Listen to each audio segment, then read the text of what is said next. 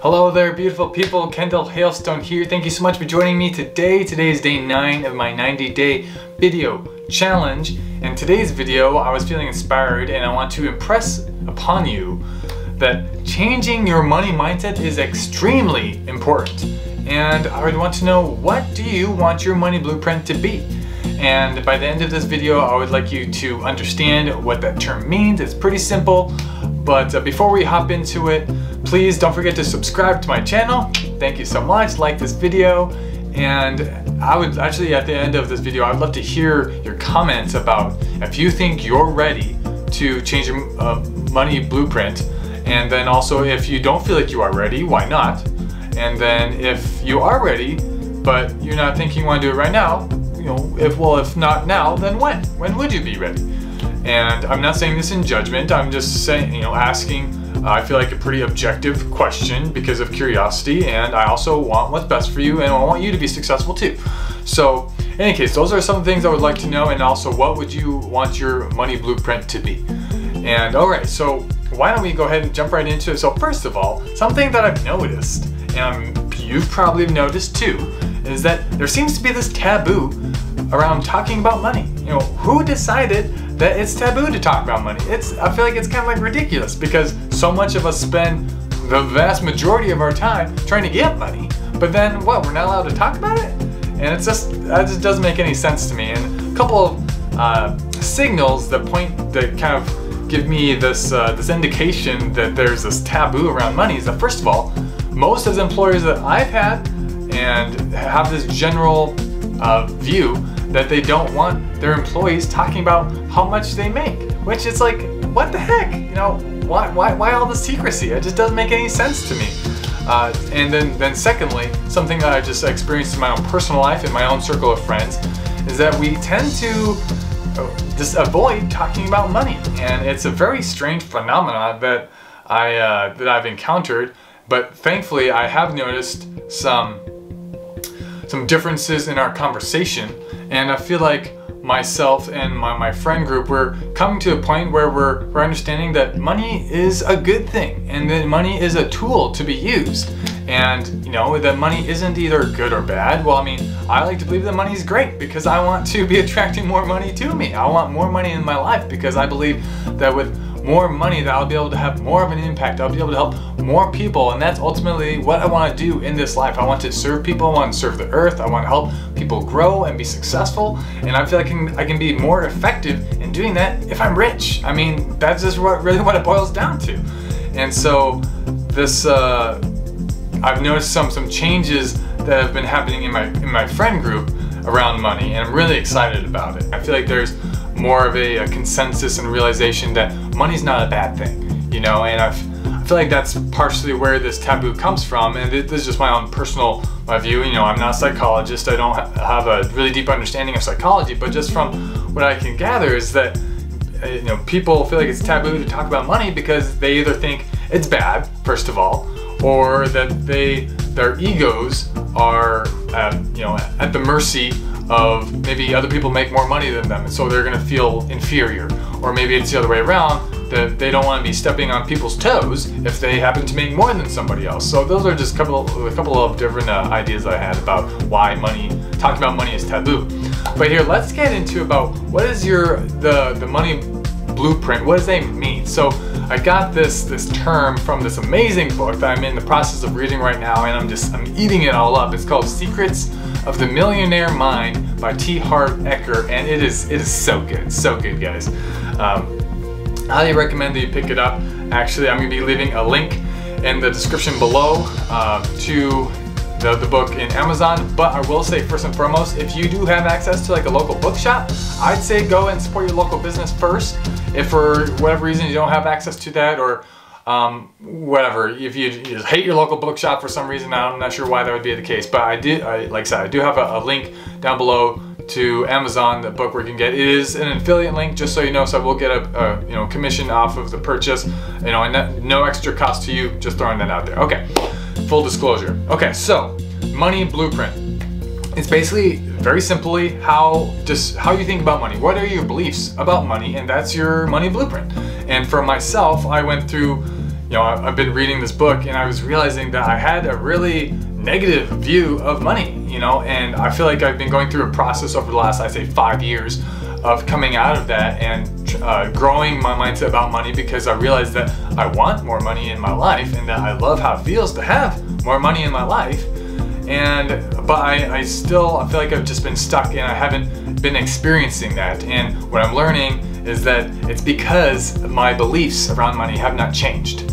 And so I've been really hitting it hard, just being very intentional about making those changes. First becoming aware of what my current beliefs are, and then making drastic changes, taking massive action to change my beliefs. And so I'm really, really excited about that. So what are your beliefs around money? Do you believe that money is bad? Do you believe that rich people are greedy? Do you believe that money corrupts people? I feel like there's so many different kind of cliche beliefs around money that are negative, that are just rampant in our society. And no wonder that the majority of people have trouble making ends meet, myself included. I'm coming out of that, coming out of this pattern, and I'm receiving and I'm accepting more abundance into my life and receiving all the blessings that the universe has for me. I'm in the process of doing that, of changing my mindset about it. But something that really resonated with me in this book is that he says, T. Harv Eker, he says that and he's not the only person that says this, and I've heard this in many other places, but just for some reason really sunk in here, is that your outer world is a reflection of your inner world. I mean, no doubt, right? It's like, I feel like so many of us have heard of that. Maybe you haven't, but I'm not going to go into the philosophical and logical explanation of that, but I mean, I feel like it's the spiritual community. I feel like, in so many different realms of the niches of groups that we have in our society, that is I feel like a very common belief, that your outer world is a reflection of your inner world. And so if you want to change your outer world, what do you gotta do? You gotta look inward first. You have to see, okay, well, what is going on in my inner state, in my inner world, that's creating my outer, results? And if you want to change your results, and what T. Harv Eker says, if you want to change your fruits, you have to change the roots. I mean, if you have a tree and the fruit is rotten, you can't change the fruit that's rotten. You have to start from the ground up. You have to start from the roots. You have to start making the tree healthy, which starts with the roots. And so that he applies the same thing to your money blueprint, to the results in your life, financially, and really in any area of your life this is applicable. But anyway, so you have to start on your inner beliefs first if you want to change your outer results. And so for me particularly, changing my subconscious beliefs around money is of the utmost importance to me, because I know that no matter how hard I work towards creating my outer results, if I don't look inward first and fix that first, that all that's basically going to be in vain. It's somehow I'm going to sabotage myself, or just ultimately your outer world will look like what your inner world looks like, no matter how hard you work. And so in order to get really just the most bang for your buck as far as your effort and your time and your energy goes, first look inside. Look inside you first, look at your beliefs, and start there. So I highly recommend that you start with this book, and I'm sure there's many other books too that basically provides the same service or and whatnot, but I really like how it's written. I really like how action oriented the book is. There are exercises in the book that he emphasizes that if you want to be making drastic changes, you need to be taking massive action and really putting dedication and focus and energy into growing and changing and developing your mindset around money if you really want to see a change. And so yes, that's what I'd highly recommend for you if you feel like you are ready to be taking massive action and be diving deep inside of yourself so that you can have the life of your dreams. Then I highly recommend you get that book. And like I said, go to the local bookstore first, support your local business, and last case scenario, go down to the link below this video and buy it from Amazon. So yeah, my personal experience from reading this book and the transformations that it's had in my life has been profound, to say the least.